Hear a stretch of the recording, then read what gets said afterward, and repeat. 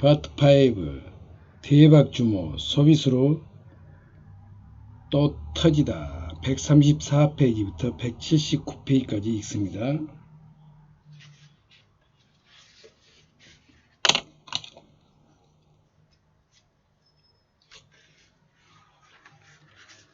손님마다 식성이 다르다. 손님마다 식성이 다르다.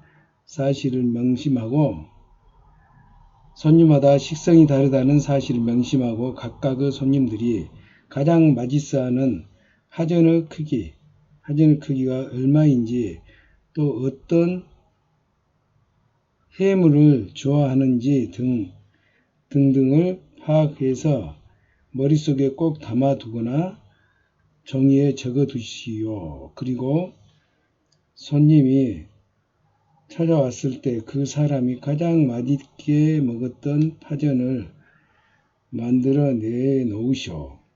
즉 손님 입맛에 맞는 맞춤 파전을 만들라는 뜻이오.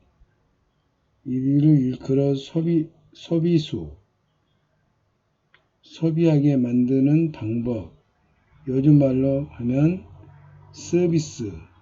서비스라고 하는데 한 번 온 손님을 다시 오게 만드는 비법 중의 비법이라고 할 수 있어.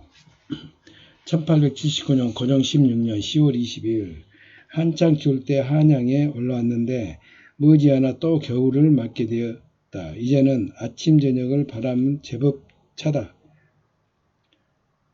회주님은 오늘 낮에 동네로 떠나셨다. 친구 이신남상 동네 상인의 대방 어르신을 만나고 길을 나선 김해 송상, 개성상인과 만상, 의주상인에도 들을 예정이라고 했다. 그 말을 들으니 부모님이 더 보고 싶어졌다. 한가위에는 꼭 부모님을 뵙고 싶었는데 내려갈 수가 없었다. 선물용 말을 찾는 고객들이 많아져서 정신없이 바빴기 때문이다. 하지만 머지않아 부모님을 만나게 될 것이다. 나약수는 부지런한 친구였다. 아침 일찍 일어나 물을 길어 오는 것부터 시작해서 집안의 허드렛 일을 도맡아 하는 것이 예전의 나와 비슷했다. 아씨 방에 공부를 마치고 돌아오면 약수는 코를 골며 자고 있었다. 많이 피곤한 모양이었다. 그러던 약수가 잠을 자지 않고 나를 기다린 것은 9월 초 하룻날 저녁이었다. 약수는 심각한 표정으로 나에게 묻다. 제가 어떻게 하면 성님처럼 될 수 있겠습니까? 느닷없이 무슨 소리야? 오늘에서야 알았습니다. 성님이 그 유명한 마황이라면서요. 마황은 말의 황제라는 뜻으로 말에 대해서 모르는 것이 없고 또 잘 다루고 잘 판다고 해서 사람들이 붙여준 별칭이었다. 누가 그러든가 저작거리에 소문이 파다합니다. 한방을 쓰는 처자인데 저만 모르고 있었더군요.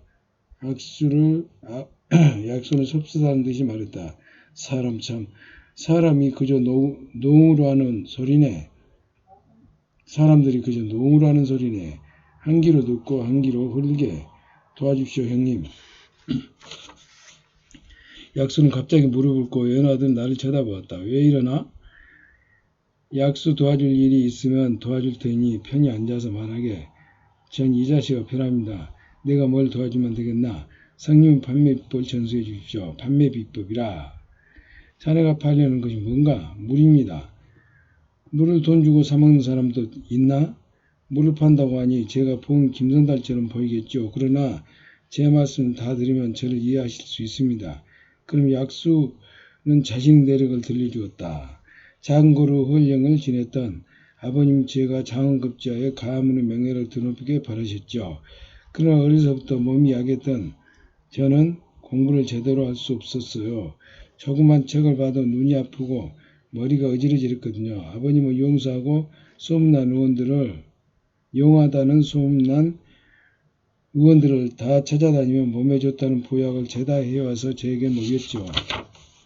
저는 아버님 기대를 저버릴 수 없어서 억지로 밤늦게까지 공부를 했어요. 그러다 보니 갈수록 몸이 더 안 좋아지더군요. 제가 자주 커피를 쏟고 때로는 혼절을 하자 어머니를 이러다가 큰일 나겠다 싶었던지 아버지께 말씀드렸나 봐요. 욕심 버리시고 약수를 의원에 보내 의술 공부를 시키는 것이 어떻겠습니까? 의과의 급제에 내 의원에 들어가면 어이가 될 수도 있는 일 아닙니까? 아버님도 내 몸 걱정돼서 네 어머니 뜻을 받아들였다. 며칠 후 저는 종로에 있는 유명한 의원에 들어가 의술을 공부하게 됐죠. 산에 올라가 약초를 키워오는 일부터 시작했는데 나쁘지 않았어요. 오히려 좋은 공기가 마시고 적당한 운동을 하니 몸이 좋아지는 것 같더군요. 그러나 약재 달인 냄새만큼은 도저히 참을 수가 없더군요. 결국 저는 2달도 채 견디지 못하고 자주 약초를 캐러 가던 산중독을 조그만 절에 들어갔어요. 그곳에 저는 주지 스님을 도와 밭을 일구고 나물 따 이렇게 헤매 지냈어요. 몸도 편하고 마음도 편하더군요. 그러다 어느 날 나무를 캐고 돌아오던 길에 발을 잘못 디뎌 구르고 말았죠. 바위인가 나무인가에 부딪혀 정신을 잃었는데 깨어나 보니 샘물이더군요. 몹시 목이 말라 입을 대고 벌컥 부어 들이켰는데 물맛이 기가 막히게 좋았어요. 그날부터 저는 매일 그 물만 마셨죠. 그 후 제 몸은 하루가 다르게 좋아졌어요. 저는 이유가 아마도 샘물 주위에 많이 자라고 있는 참마에 있는 게 아닌가. 동의보감에 의하면 참마는 허로 몸과 마음이 허약하고 피곤한 것과 신, 콩팥을 보호하고 오장을 튼튼하게 하여 기력을 돋우고 뼈와 근육을 강하게 하며 위장을 잘 다스려 설사를 먹게 하고 당신을 편하게 한다고 했거든요. 정신을 편하게 한다고. 문득 이 물을 가져다가 팔면 큰 돈을 벌 수 있겠다는 생각이 들더군요. 샘물은 한꺼번에 많이 퍼내지만 않으면 결코 마르지 않을 테고 샘물이 있는 장소를 아는 사람은 저 하나뿐이니까요. 저는 곧바로 주지스님에게 인사를 하고 산을 내려왔지요. 하지만 물을 누구에게나 어떻게 팔아야 할지는 모르겠군요. 저는 밥도 먹을 겸 주막에 들어가 던지 주모에게 이야기를 들려주었죠. 제 이야기 관심을 보일 줄 알았던 주모는 버럭 화를 내더군요. 사기를 치려거든 좀 그럴듯하게 치시구랴. 얼른 밥이나 쳐 드시고 가시오. 주모가 기세에 눌려 밥도 다 먹지 못하고 주막을 나온 저는 저작거리로 돌아다니며 몸이 약해 보이는 어딘가 아파 보이는 사람들에게 말을 건넸죠. 그들에게 꼭 필요한 물이니까요. 하지만 그들은 역시 저를 사기꾼 취급하더군요. 왜 사람을 제 말을 믿지 않을 거예요. 정말 알 수가 없는 일이에요. 저는 절에 있을 때 애가 편했는데 왜 사서 고생을 하나 싶어서 다시 산으로 올라가기로 마음먹고 주막에 들어가 술을 시켜 먹었지요. 술이라도 마시면 답답한 가슴이 조금이라도 가라앉을 것 같거든요. 그때 마침 제 옆에 앉아있던 2사람이 조선 영업인에 대해 말을 하지 뭡니까. 장돌뱅이들처럼 보였는데 한 사람은 키가 작았고 한 사람은 키가 컸어요. 얼마 전에 명품 막 경연대회를 열어 장안의 화제를 모았던 친구 알지? 키 큰 친구가 묻자 키 작은 사내가 박자를 맞춰서 대답했죠. 알다마다 그 친구 조선 영업인의 문화생이라더군. 회주는 대규모 상단을 이끌고 청나라를 제집 드나들듯 하던 거상이었다지. 회주 딸은 그 무엇이냐. 기녀들은 물론 대감댁 마나님들과 돈품께나 있는 집안 부인들 사이에 인기 최고 마사 미화 성녀 아닌가. 자네 본 적이 있다며 추억만 양길도 울고 갈 정도로 예쁜가. 뭐래 못하겠는가. 입만 아프지 땅 사람이 아니야. 하늘 사람이지. 저는 용기를 내서 그들에게 다가가 술을 권한 대로 받아 줄 테니 조선 영업인에 대해서 자세히 알려달라고 했죠. 그렇게 해서 찾아온 곳이 바로 여기입니다. 그러나 혜주님은 좀처럼 저를 받아들이려 하지 않으셨어요. 저는 허드렛 일이라도 시켜주면 열심히 하겠다면 내치지 말아달라고 졸랐죠. 그랬더니 성님 방에서 뭐라고 하시더군요. 약수는 말을 마시고 무언가를 간절히 원하는 눈빛으로 나를 바라보았다. 자네에게 뭐 하나 물어보지. 물을 파는 이유가 뭔가. 몸에 좋은 약수니까요. 허약한 사람이 마시는 것처럼 건강해지고 건강한 사람이 마시면 더 건강해지니까요. 그럼 공짜로 나누지. 그러나 사실 그 물은 자네 것이 아니지 않은가? 솔직히 말씀드리면 돈도 좀 벌고 싶습니다. 저는 어려서부터 지금까지 부모님 속만 썩인 자식입니다. 이제라도 부모님을 기쁘게 해주고 싶어요. 건강해진 자네의 모습을 보면 부모가 기뻐할지 않을까? 부모님 마음이야 그렇겠지요. 하지만 저는 약수는 말을 잊지 못했다. 갑자기 부모님 생각나는 모양이었다. 눈에 물기가 흐렸다. 약수는 심호흡을 몇 번 하고 나서 다시 입을 열었다. 어쨌든 제가 조선 제1의 물파리가 될 수 있도록 도와주십시오. 성님 부탁입니다. 먼저 열흘 동안 자네가 자랑하는 물을 마셔보겠네. 그 후에 도와줄지 말지 결정해도 괜찮겠지? 좋습니다, 형님. 약수는 자신있게 말했다. 나는 약속한 대로 열흘 동안 약수를 가져다 물을 마셨다. 그 말대로 물을 마신 다음부터 몸이 쉽게 지치지 않고 지쳤다 해도 빨리 회복되었다.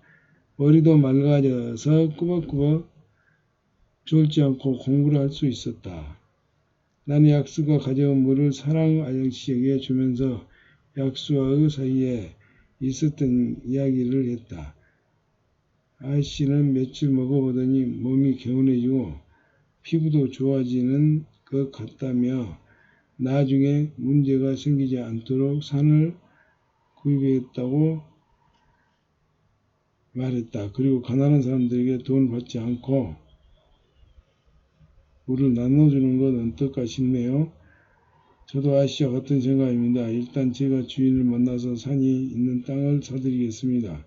그래야 소문나기 전에 매듭을 지어야 차후에 시끄러운 일이 없을 거예요. 다음날 땅주인을 찾아가 산이 있는 땅을 구입하고 나서 약수를 불렀다. 내가 시키는 대로 하겠다면 자네를 도와주겠네. 어떤가? 좋습니다. 성님이 시키는 대로 하겠습니다.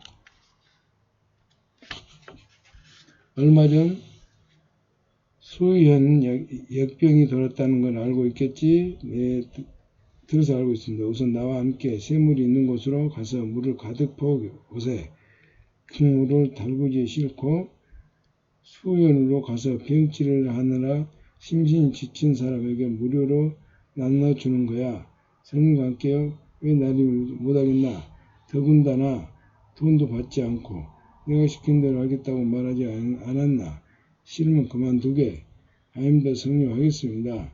난 다음날 힘새 말 2마리가 끄는 달구지에 큰 물통 3개와 쌀을 비롯해 먹을 것을 싣고 약수와 함께 산으로 갔다. 산 밑에 이르자 약수는 물통에 물을 담아오는 일은 자기 혼자 하겠다고 했다. 굳이 샘물을 나오는 장소를 알 필요가 없었던 나는 넓은 바위에 앉아 약수가 물 나르는 모습을 지켜보았다. 다 됐습니다, 형님. 약수가 마지막 물통을 싣고 나를 불렀다.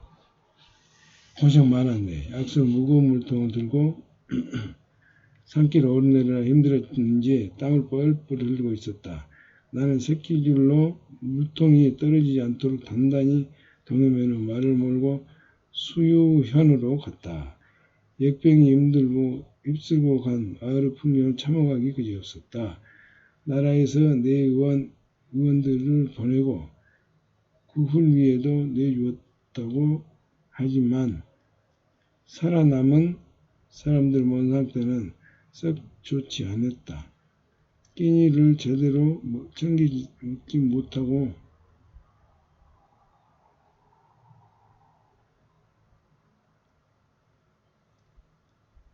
적절한 치료도 받지 못한 탓이었다. 나는 내일 올 때는 아씨에게 말해서 구호금을 모아 가져와야겠다고 생각했다. 우리는 집집마다 돌아다니면서 사람들에게 먹을거리와 함께 물을 나누어 주며 말했다. 원기회복에 좋은 물이니 아끼지 말고 드십시오. 내일 또 오겠습니다. 이렇게 고마운 분들이 다 있나 참으로 감사합니다. 사람들은 진심으로 우리에게 고마워했다. 약수는 가져간 먹을거리와 물을 나눠주고 돌아오는 길에 나에게 말했다. 솔직히 성님이 오자고 해서 와지 못해 따라왔는데 오길 잘했다는 생각이 드네요.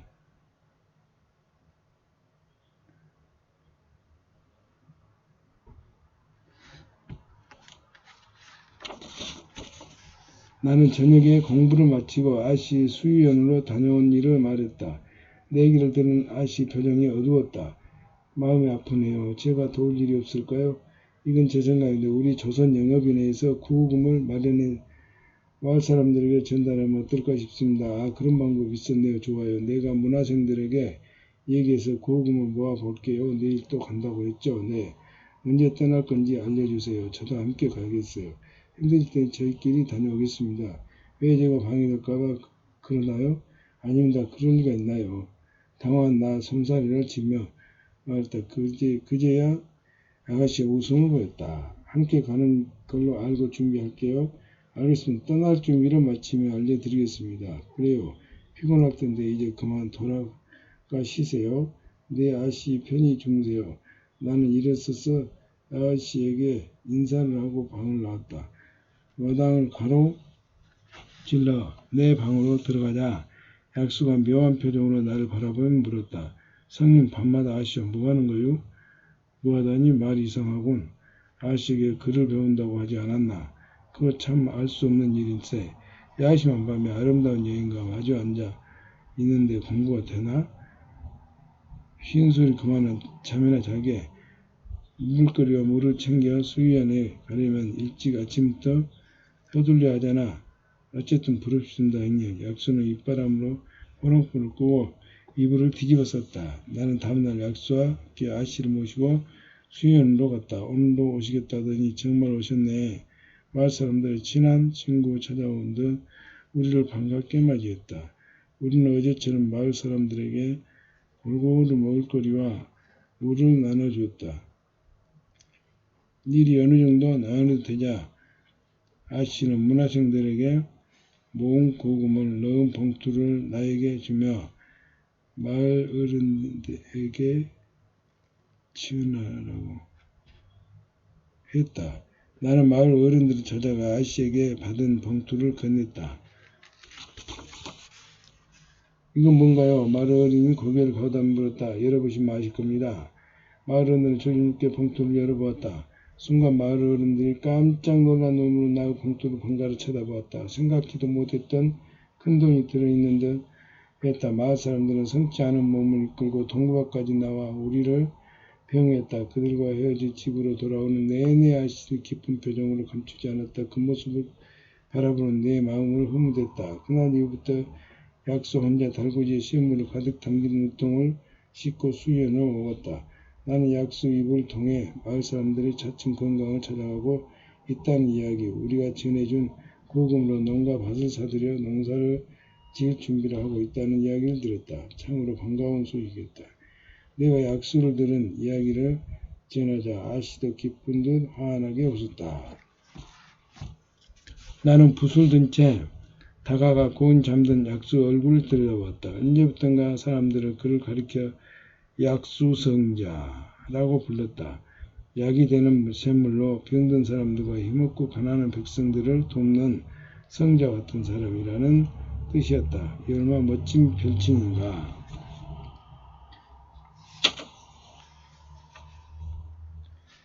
1880년 고용 17년 1월 1일 터키에 있던 김현현이 지나고 영의인 경진년이 됐다.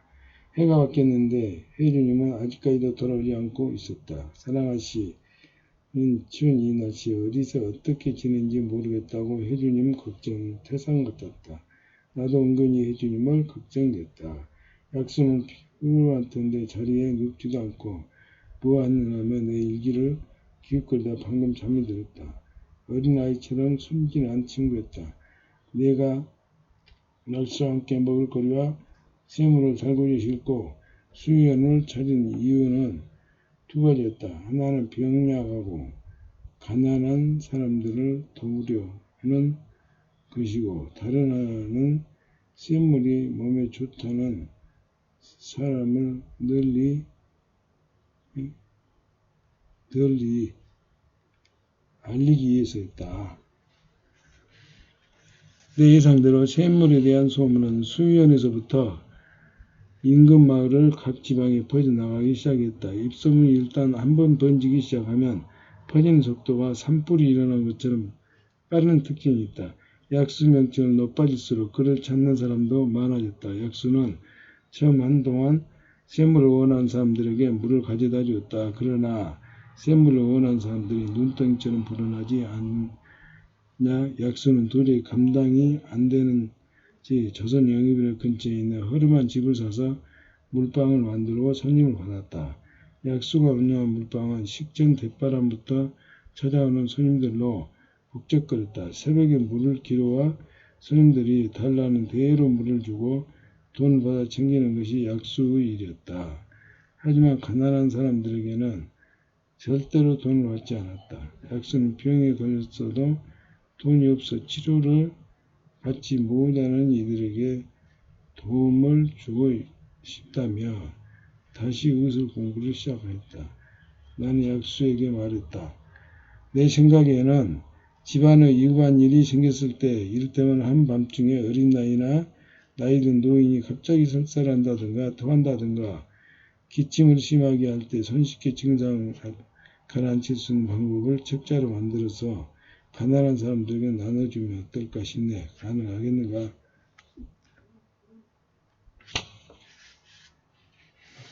저도 사랑하시와 성님이 만든 책자를 보고 비슷한 생각을 하고 있었습니다.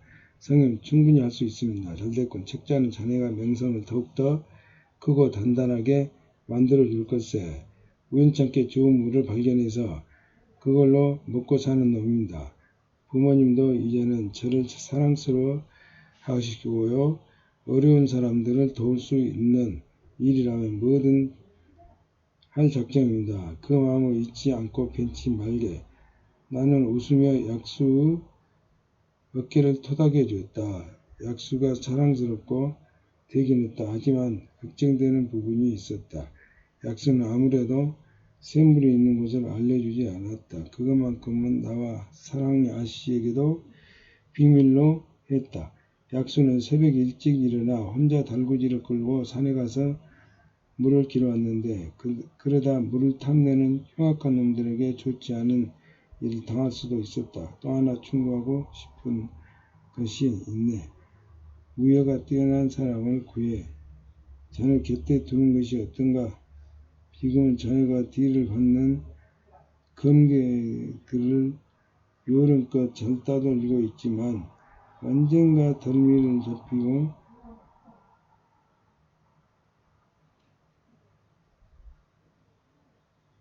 말 것에 놈들은 샘물이 있는 곳에 곳만 알아내면 그 자리에서 자네의 숨통을 끊어놓을 거야.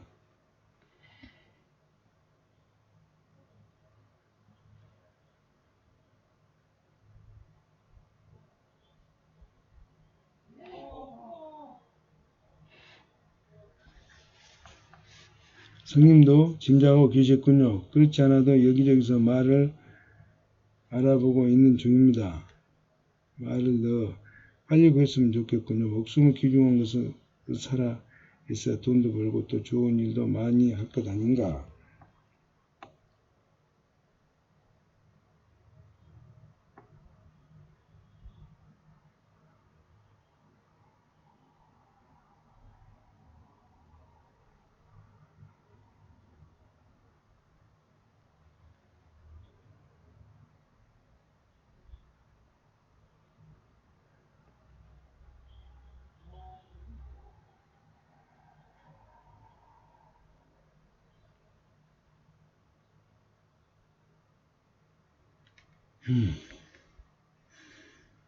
그 일이 있고 나서 며칠 후 약수가 한 사내를 데려왔다. 인사드리게 내 마을 고수 성님이 정했습니다. 강토지라고 합니다. 사내가 꼬북 고개를 저겐 크지 않았지만 단단해 보였고 눈매가 제법 매서웠다. 이 친구 어렸을 때부터 알아주는 알짜 싸움꾼 알짜 금기와 달리 혼자 다닌다였는데 무엇 보던 사이에 싸움 솜씨가 더 늘었더군요. 어제 저녁에 주막에 볼일이 있어 들어갔는데 술에 취해 형패 부리는 장정 셋을 이 친구가 간단히 때려 눕히는 걸 봤어요. 제가 그간의 이 일을 말하고 부탁했다. 흔쾌히 제 호위 무사가 되어주겠다고 생각했네요. 또 보고 싶었죠. 그거 잘된 일이군. 두 사람이 어릴 때부터 동무 같은데 서로 의지도 되겠군. 믿습니다, 형님.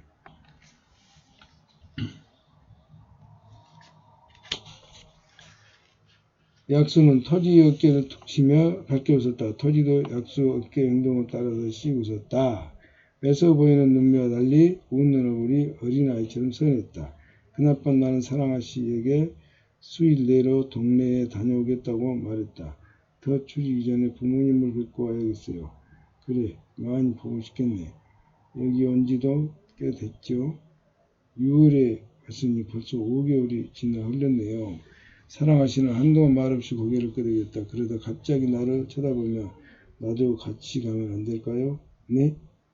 나는 깜짝 놀라 되물었다. 가슴이 화가 난 듯 정신없이 뛰기 시작했다. 설마 농담을 하신 말씀은 아니테고 무슨 뜻일까? 회주님께서 묵으셨던 동네 주막에 가보고 싶으신 걸까? 아침 저녁으로 바람은 차갑습니다. 하든 드시고 싶으시면 보면 모시고 가겠습니다. 내가 가고 싶은 곳은 그쪽 집이고 만나고 싶은 분은 그쪽 부모님이에요. 사랑아 씨는 단호하게 말했습니다. 그 이유를 물어봐도 되겠습니까? 나는 그쪽 마음이 제 마음과 같다고 느꼈어요. 뭐든 아니던가요? 그 말은 곧 사랑아 씨 가슴에도 내가 있다는 뜻이었어요. 저처럼 천한 것에 마음을 주신다니요. 신분 따위는 중요하지 않아요. 나에게 중요한 것은 바로 고수라는 사람이에요. 세상에 이런 일이. 나는 비실비실 새어나오는 웃음을 막고 싶지도 않았다. 다음날 나는 아침 일찍 마장으로 달려가 마차를 만들었다. 조금이라도 편하게 아씨를 모시고 싶어서였다. 그리고 이튿날 오후에 아씨를 마차에 태우고 동네로 향했다. 아씨와 함께 나들이를 참으로 즐거웠다. 우리는 그동안 하지 못했던 이야기를 나누었고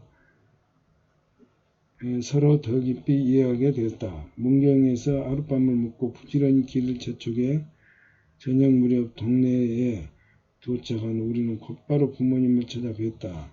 내가 아씨를 모시고 나타나자 부모님은 죽은 자식이 살아 도록이라도 한다는 것처럼 기뻐 저녁 먹고 왔으니 차리지 마세요. 나는 마차에 싣고 온 선물과 돈을 부모님께 건네두고 그간의 일을 간략하게 정리해서 들려주었다. 그러나 부모님은 내가 어떻게 성공했는가 하는 것보다는 아씨에게 관심이 많아졌다. 내 말은 귓등으로 흘렀고 아씨에게만 이것저것 캐물었다. 어머님은 어디대 교수인지, 나와 언제 어디서 어떻게 무슨 일로 만났는지, 둘이 어떤 사이인지, 앞으로 어쩔 작정인지 등등 질문을 쉴 새 없이 던졌고 아씨는 부드러운 목소리로 차분하게 대답했다. 그대로 내버려 뒀다간 밤새 묻고 밤새 대답할 테였다. 이제 그만들 하시고 내일 얘기하세요. 아씨 피곤해요. 아버님 일어서시오. 사시죠. 나는 아씨와 더 있고 싶은지 엉거죽죽 일어나는 아버님을 부축해 편도방으로 갔다. 오랜만에 아버님과 함께 잠을 자고 일어난 나는 점심 무렵에 아씨를 모시고 장터에 있는 대박 주막으로 갔다. 주막 규모는 그새 더 커져 있었다. 난 대박 주모를 불러 예전에 벌린 돈을 갚고 아씨가 누구인지 알려주었다. 주모는 아씨가 혜주님 딸이라는 말을 듣자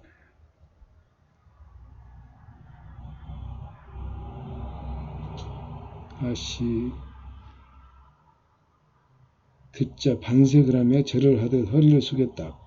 반갑습니다요. 아씨, 혜주님은 무고하시죠? 석 달 전에 남상대방 어르신 만난다고 길을 떠나셨는데 혹시 이곳에 들르지 않으셨나요?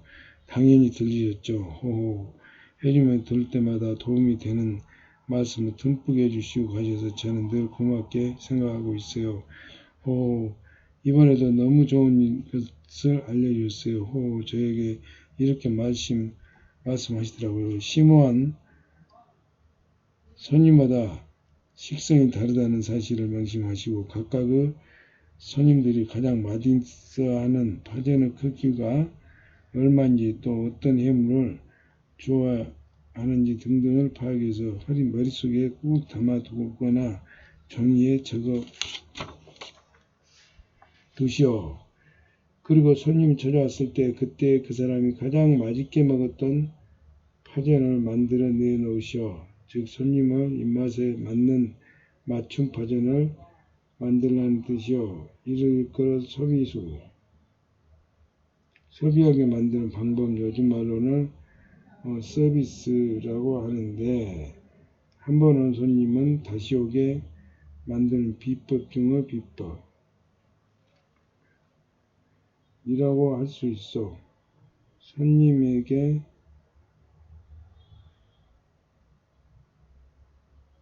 정성을 다하는 주문은 조선 팔도에도 널리 날렸어.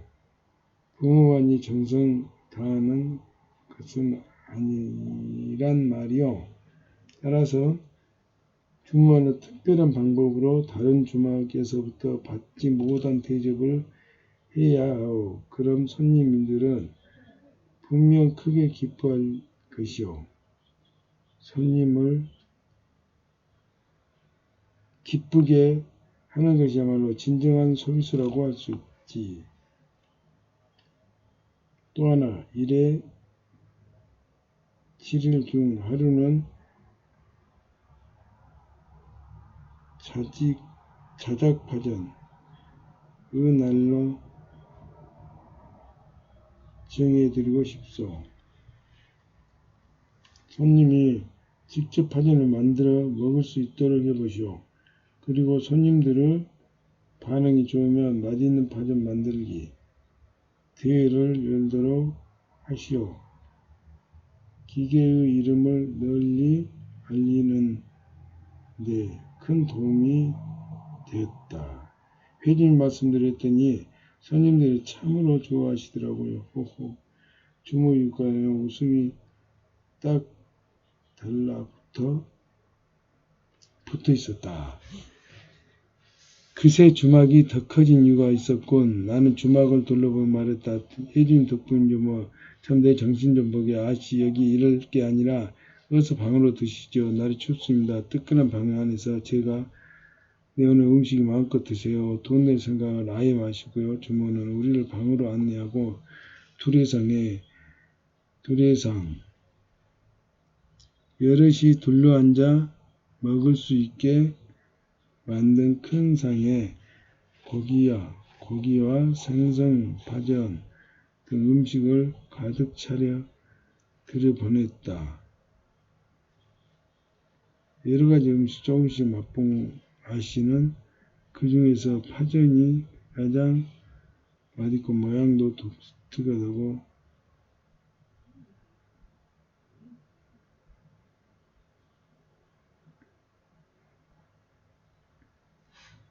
앞으로 동네라는 말만 들으면 파전이 떠오를 것 같네요. 우리 주말에 나와 부산 바다를 구경하고 부모님 댁으로 갔다.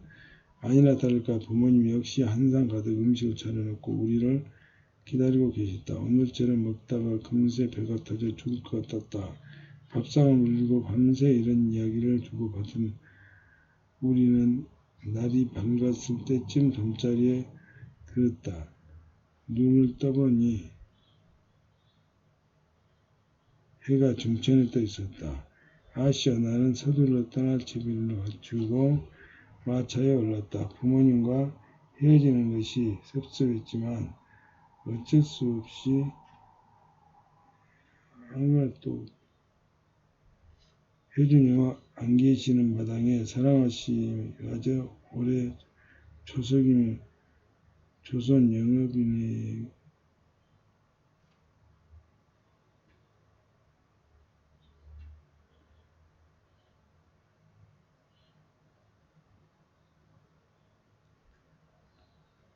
영업인을 빌 수는 없었다.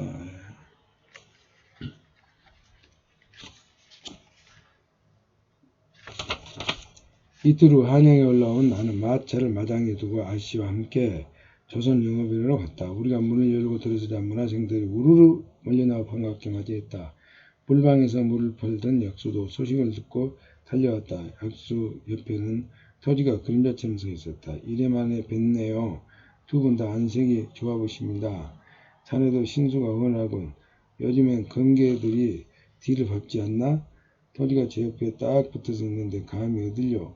검개놈들을 모두 토지한테 비오는 날 먼지가 뿔뿔 날 정도로 얻어터진 후에는 콧배기도 안 보입니다. 그래도 마음 놓아서는 안 되네. 순순히 무능한 놈들이 아니야. 성님 조심 또 조심하겠습니다. 이제 그만 가보게. 두 사람이 다 물방을 비워놓고 오지 않았다. 그렇지 않아도 갈 생각이었는데 두 분도 저희가 같이 가시죠. 기니 말씀이 있습니다. 알았네. 우리는 온 문화생들에게 다녀오겠다고 말하고 물방으로 갔다. 추운 날씨에도 나와 아씨는 여전히 사람들이 대문 앞까지 줄을 서 있었다. 나와 아씨는 약수를 따라 안으로 들어갔다. 처음 보는 사람 두 명이 사람들에게 물을 팔고 있는 모습이 보였다. 보시다시피 일하는 사람은 두어서 저희가 없이도 괜찮습니다. 뒷째 방을 하나 만들었는데 그곳으로 가시죠. 우리는 약수가 안내한 방으로 들어가 각각 자리를 잡고 앉았다. 고수 형님은 저번에 봤지만 아씨께서는 처음 뵙죠. 토지와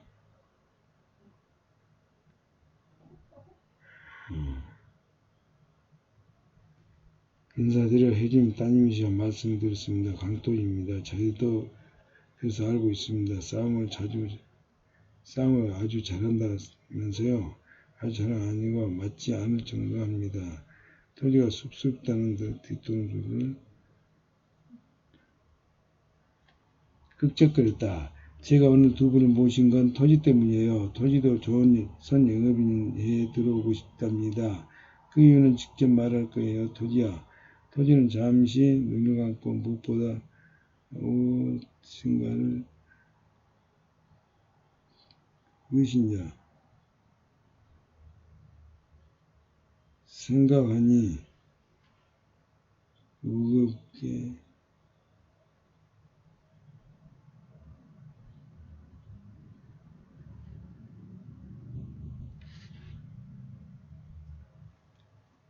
제 아버님은 풍수지리사였어요. 역시 같은 일을 하시던 할아버지는 어렸을 때부터 따라다니면서 보고 배웠 어느 땅이 좋고 나쁜지 알아볼 수 있는 눈을 갖게 됐다고 하시더군요. 할아버지가 돌아가신 후에도 아버님을 찾아오는 사람들이 많았던 것으로 봐서 집터나 자리 고르는 능력이 탁월하셨던 것 같아요. 돈도 많이 벌어 집안이 풍족해졌죠. 하지만 아버님은 저를 데리고 다니지도 않으셨고 뭘 알려주려고 하지도 않으셨어요. 돈은 얼마든지 될 테니 과거 공부를 열심히 해서 벼슬 키워 나가라고 하시더군요. 차라리 무과시험을 보라고 하셨다면 어떻게든 해왔을 거예요.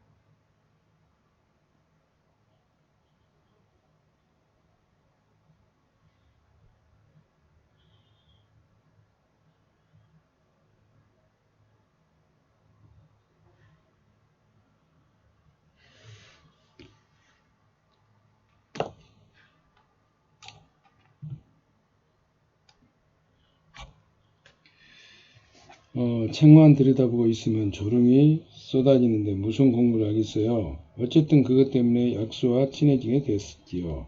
저와 약수는 공부는 안 하고 졸기만 한다고 훈장님에게 매일 혼났거든요. 그때 저는 약수가 몸이 약하다는 것을 알고 있었어요. 그래서 아이들이 약수를 만만하게 보고 괴롭히면 제가 나서서 막아주곤 했지요. 싸움이라 자신 있거든요. 토지보다 키가 크고 힘이 센 아이들도 토지를 무서워했어요. 약수가 슬쩍 말을 보탰다.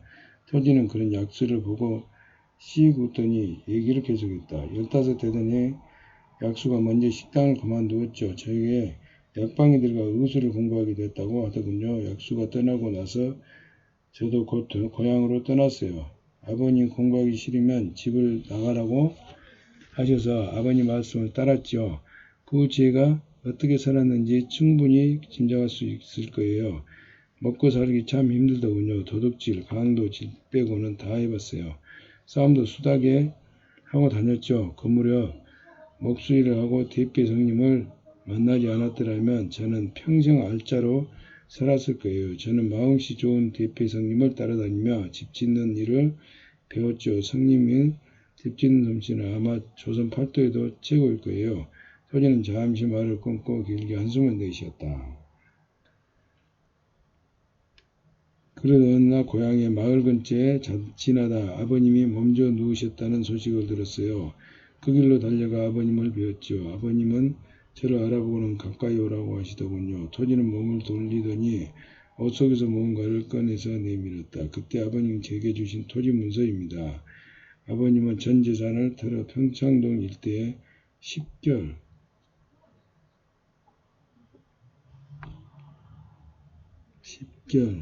약 3만 평의 땅을 사두었다고 하셨어요.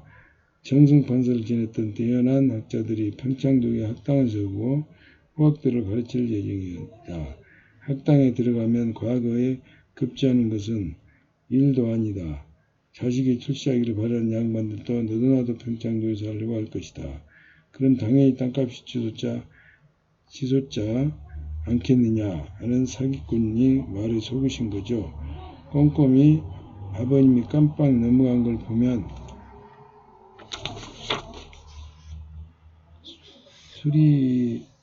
수리지상으로도 아주 좋은 땅이었나 봐요. 또 제가 뒤늦게라도 정신을 차리고 학당에 들어가기만 하면 벼슬길에 오를 수 있을 거라는 계산도 하셨겠지요. 결국 저 때문에 토지는 더 이상 말을 잇지 못했다. 그러자 약수가 나서서 말했다. 사기꾼 말을 거짓으로 드러났고 토지 아버님은 화병으로 누워 계십니다.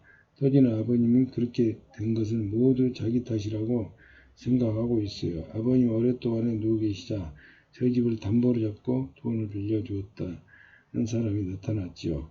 그 사람은 아버님의 얼굴에 짙은 병색이 드리워져 있는 것을 보고 한 달 말미를 줄 테니 그 안에 돈을 갚지 않으면 집을 팔아버렸다고 엄포를 놓더군요. 아버님, 어머님이 저를 낳고 기른 소중한 집을 빼앗길 수 없었지요. 하지만 어디서 돈을 뺐는지 할지 모르겠군요. 그때 마침 약수를 만났고 약수가 대신 돈을 갚아주어서 아버님은 계속 집에서 살 수 있게 됐죠. 약수에게 너무 고맙고 미안합니다. 이 사람 쓸데없는 소리는 관두고 본론으로 말하게 약수가 끼들어 채권을 했다. 약수도 두 분을 도움을 많이 받았다고 들었습니다. 저 또한 받아주시고 도움을 주실 수 있겠습니까? 나는 사랑 아씨의 얼굴을 쳐다보았다. 아씨가 고개를 끄덕였다. 알겠네. 우리가 어떻게 도와주면 되겠나. 아버님 가슴에 맺힌 한이 풀 수 있도록 평창동 땅을 옥토로 만들고 싶습니다. 옥토라. 구체적인 계획을 듣고 싶군. 설마 그곳에 학당을 세우겠다는 것은 아니되지?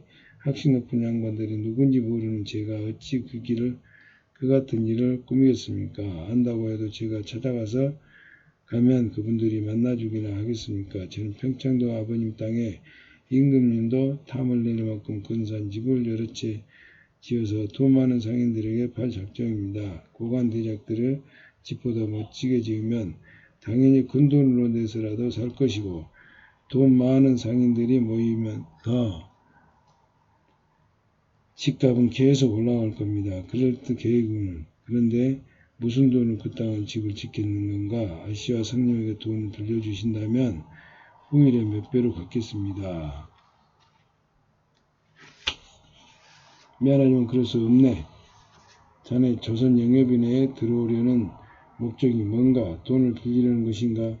그건 아닙니다. 토지는 당황했는데 말을 더듬거렸다. 잘 듣게 조선 여의면은 돈을 버는 방법을 알려주는 곳이지 돈을 빌려주는 곳은 아닐세. 이제 그만들 일어나시죠, 아씨. 나는 망설이고 몸을 일으켰다. 제가 경솔했습니다, 형님. 토지가 벌떡 일어서 방을 나가려는 내 팔을 붙잡았다. 다급한 마음에 앞서갔습니다. 나왔습니다. 다시는 이런 일이 없도록 조심하겠습니다. 나는 아씨 옆에 앉았다. 아씨가 가볍게 내 어깨를 토닥거렸다. 혜주님 따님은 사랑하시도 나도 약수도 단 한 단계 밟아서 여기까지 왔네. 과정을 무시해서는 안 되네. 모래 위에 지은 집은 금방 무너진다는 사실 자네도 잘 알고 있지 않은가?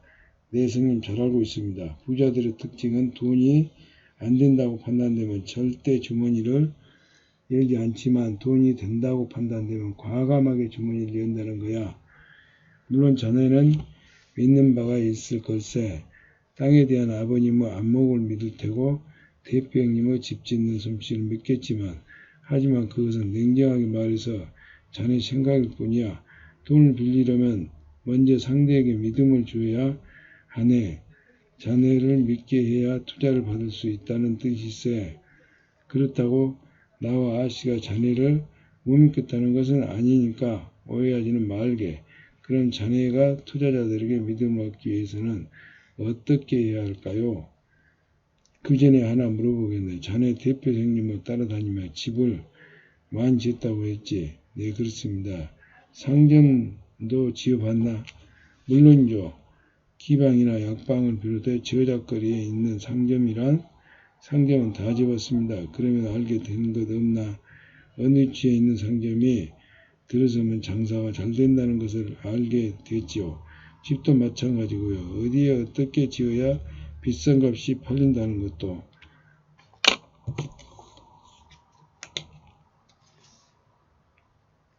부자들의 특징은 돈이 안 된다고 판단되면 절대 주머니를 열지 않지만 돈이 된다고 판단되면 과감하게 주머니를 연다는 거야. 하나님 믿게 해야 돈을 빌리려면 먼저 상대에게 믿음을 줘야 하네.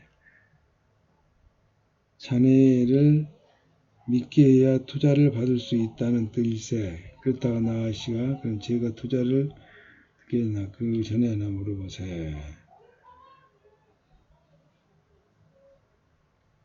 어느 위치에 어느 상점 들어서면 장사가 잘 된다는 것을 알게 됐죠. 집도 마찬가지고요. 지어야 비싼 값에 팔린다는 것도.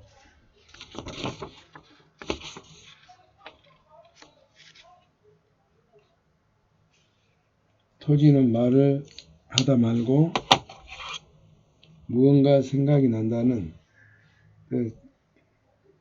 토지는 말을 하다 말고 무언가 생각이 난다는 나를 쳐다보고 나는 고개를 끄덕이 말했다. 투자자들에게 자네가 능력 있는 토지 전문가라는 인식을 심어주게. 그러면 돈을 빌릴 수가 수월할 것세. 저도 여기 계신 분들처럼 책자를 만들까요? 제가 만든 토지 투자 비법을 저를 믿지 않을까요?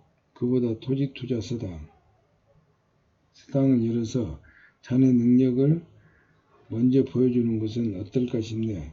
서당 여는데 들어가는 돈은 내가 빌려줄세. 원한다면 땅에 관심이 있는 사람들을 자네에게 소개시켜줄 수도 있어. 나도 그분을 도와줄 수 있는 것 같네. 나도 도울 수 있어. 약수가 질세라 큰 소리를 말했다. 감사합니다. 성님 감사합니다. 아씨 고맙다. 아씨 고맙다. 약수야. 아직 고마워하기엔 일러. 아씨 고맙다. 약수야. 아직 고마워하긴 일러. 이제부터 시작이야. 자네는 가르치는 내용이 시원찮으면 투자들이 차갑게 등을 돌릴 것이야. 그럼 자네는 한 푼도 빌릴 수가 없네.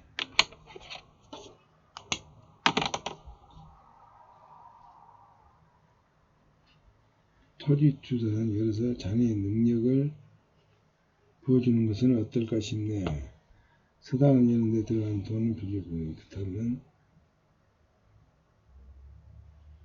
땅에 관심을 있어 하는 사람들을 자네에게 소개도 시켜줄 수 있어.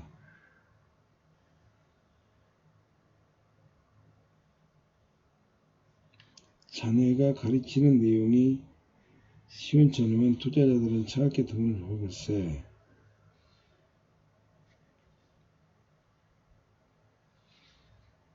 토지 투자자들에게 자네가 능력 있는 토지 전문가라는 인식을 심어주게. 그러면 돈을 빌 수가 수월할 것세.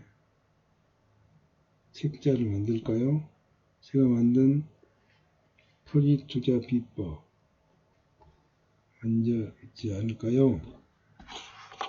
성님 말씀 가슴 깊이 새기고 그런 일이 없도록 노력하겠습니다. 그래 자넨 잘할 수 있을 거야. 이젠 정말 일어나시죠. 아씨. 그래요. 나는 아씨와 함께 일어서서 방문을 열고 밖으로 나왔다. 할 수 있다고 그러셨다. 왜 더 할 말이 있나? 이거 전에 성님 말했던 책자입니다. 약수는 아씨와 나에게 책자를 한 권씩 건넸다. 책 겉장에 집에서 누구나 손쉽게 할 수 있는 응급처치 글씨가 적혀있다. 가난한 서민에게 나눠줄 책이라 음문으로 적었습니다. 나는 책장을 넘기고 내용을 읽어봤다. 어린아이가 곧불 감기에 걸렸을 때 먼저 옷을 벗기고 미지근한 물을 적신천으로 몸을 닦아 열을 내려야 한다. 그런 다음 물을 먹여 땀으로 빠져나간 몸속의 물을 채워줘야 한다. 어른들은 피와 밑동을 다려 맞는다.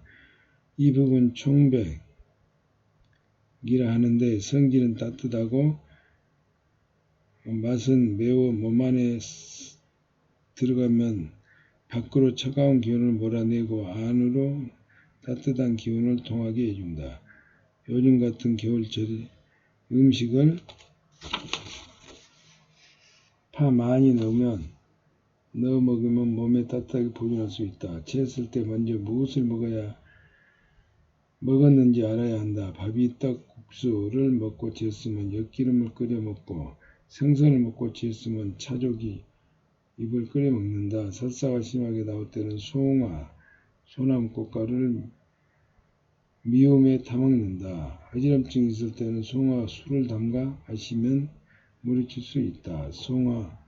송엽은 다리가 붓고 감기가 없어지며 온몸에 힘이 없거나 소화가 잘 되지 않을 때 먹으면 좋다.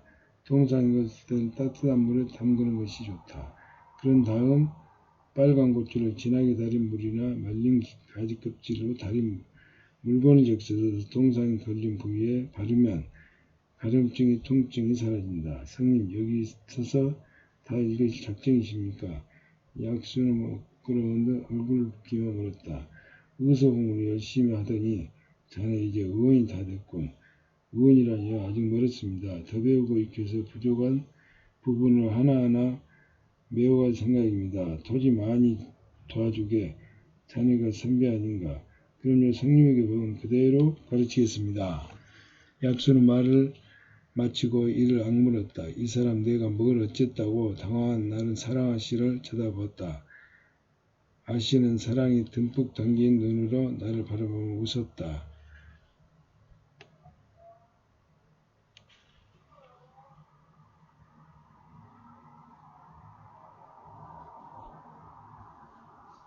올해 꼭 이루고 싶은 소망을 아씨를 온전히 내 사람으로 만드는 것이다.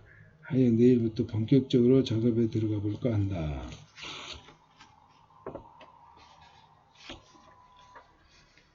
심현수식 영업 개척비법 강의 6. 나는 세일즈 멘토 현수다.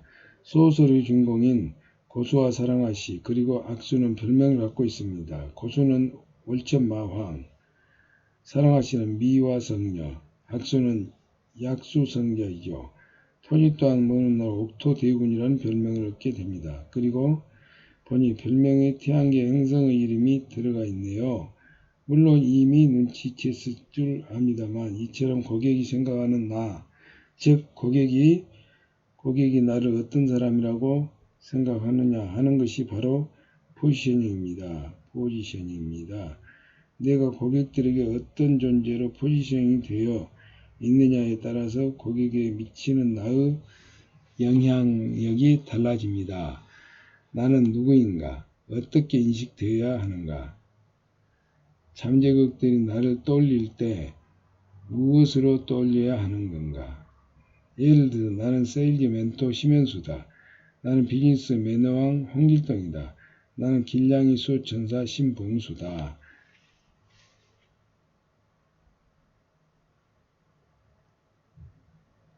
심현수와 점심식사를 신청하신 분이 만나 영업 컨설팅을 해준 일이 있습니다. 프리랜서 앱 디자인에 있었던 그분은 고양이 용품 쇼핑몰 사장님으로서 자신의 쇼핑몰을 인수해서 해보면 어떻겠느냐는 제안을 받았다고 하시면서 저에게 어떻게 사업을 진행해야 좋겠냐고 물으시더군요. 식사를 하면서 천천히 그분과 이야기를 나눈 저는 몇 가지 사실을 알게 되었습니다. 고양이를 워낙 좋아해서 직접 기르고 있고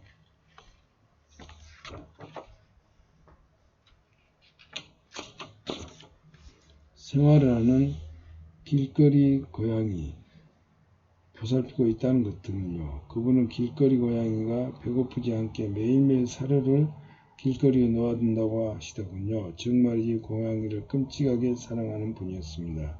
쇼핑몰 인수라고 제안했던 사장님도 알고 보니 자신은 고양이 용품을 구매하던 사이트의 사장님이라고 였다고 했습니다. 그분과 충분히 이야기를 저는 프로세스에 대해 차근차근 설명해 드리고 나서 그분과 함께 개인 브랜드를 무엇으로 할지에 대해 의견을 넣었습니다. 뭐가 좋을까? 한참 고민한 중에 아이디어 하나가 번개처럼 번뜩이 떠났습니다. 고양이를 기르는 사람들 중에서 길거리의 고양이를 보살피는 분들이 몇 분 계시다고 하셨죠? 그분이 그렇다고 하면서 고개를 끄덕이더군요. 브랜드 네임을 길냥이 수호천사라고 하시면 어떨까요? 그런 다음 길냥이 수호대를 조직해서 한 달에 2번 정도 캠페인을 벌이는 겁니다. 길냥이 수호대에 가입해서 캠페인에 참여하는 쇼핑몰 회원들에게 고양이의 사료와 모래를 무료로 나눠주고 서울 곳곳에 함께 돌아다니면서 길거리 고양이를 보살피는 일을 하는 것이죠. 그리고 이 사실을 보도자료를 만들어 언론에 보내는 겁니다. 그분은 좋은 생각이라면 만족한 얼굴로 돌아가셨습니다. 그분은 제가 말씀드린 대로 했고 길냥이 수호대의 활동은 언론사 기사화되기도 했다. 이 정도면 제품을 올려놓고 판매되기만 기다리는 일반적인 쇼핑몰과 확실히 다르지 않나요? 당연히 그분의 쇼핑몰은 지금 동종업계에서 선두를 달리고 있습니다. 이분처럼 그냥 전문가가 아니라 고객들에게 멘토로서 무언가 배우고 나를 따를 만한 가치가 있는 전문가라는 인식을 심어주는 것. 이것이 바로 멘토 포지셔닝입니다.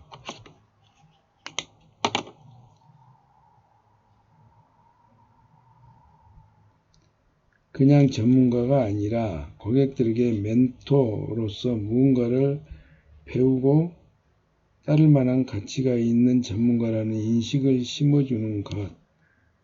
이것이 바로 멘토 포지셔닝입니다.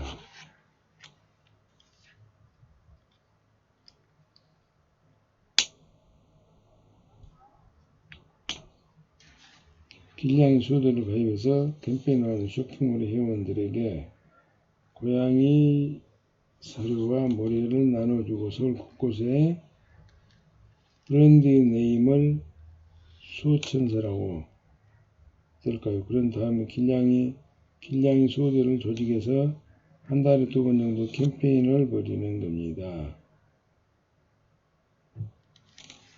돌아다니면서 길거리 고양이를 보살피는 일을 하고 있는 것이죠. 그리고 이 사실을 보도자료로 만들어서 언론에 보내는 겁니다.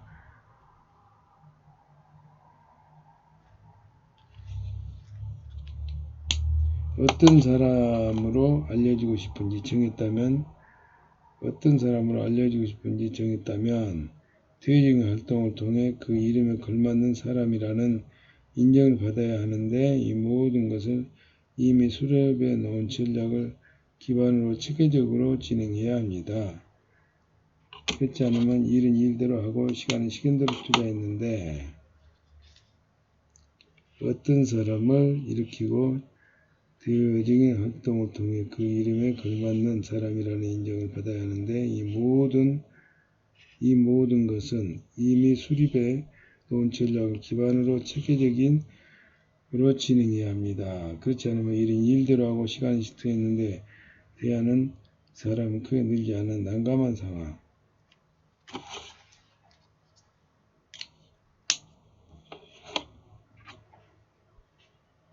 그렇지 않으면 일은 일대로 하고 시간은 시간대로 투자했는데 나에게 대하는 사람이 크게 늘지 않은 난감한 상황이 처할 수 있습니다. 내가 멘토라는 것을 널리 알려라. 내가 멘토라는 것을 널리 알려라. 그리고 사회로부터 인정받아라. 제품에 대한 전문 지식을 물론 해당 고객군도 빠삭해야 한다. 비슷해도 잘 팔려야 좋은 상품인 것처럼 전문가로서 잘 알려져야 진정한 전문가다.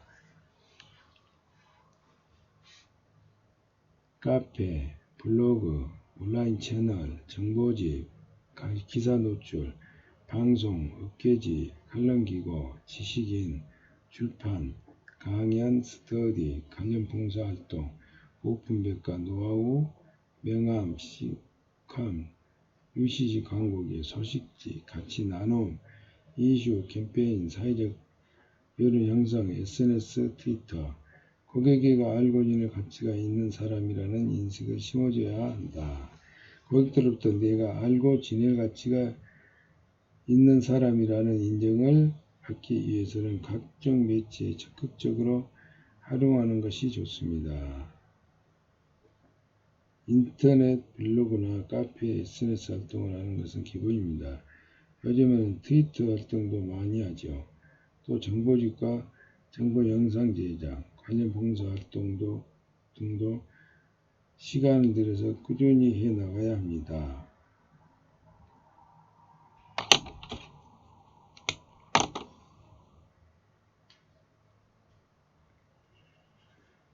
고객들로부터 내가 알고 지낼 가치가 있는 사람이라는 인정을 받기 위해 각종 매체를 적극적으로 활용하는 것이 좋습니다. 인터넷, 블로그, 카페, SNS 활동을 하는 것은 기본입니다. 요즘에는 트위터 활동을 많이 하죠. 정보 동영상 관련 봉사활동도 등도 시간을 내서 꾸준히 합니다.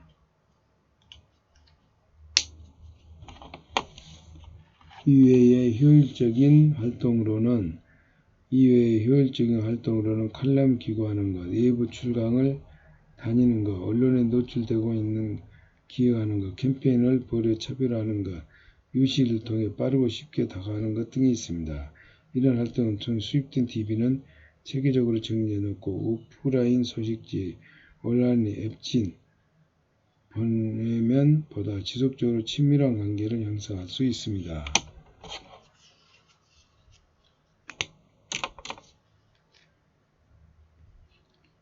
효율적인 활동으로 칼럼을 기고하는 것, 외부 출강을 다닌다는 것, 언론에 노출될 수 있는 기획을 하는 것, 캠페인을 벌여 차별화하는 것, UCC를 통해 빠르고 쉽게 다가가는 것 등이 있다. 이러한 활동을 통해 수입된 TV는 체계적으로 정리해놓고 오프라인 소식지, 온라인 앱진 등을 보내다 보면 지속적으로 있다. 179페이지까지 읽었습니다. 감사합니다.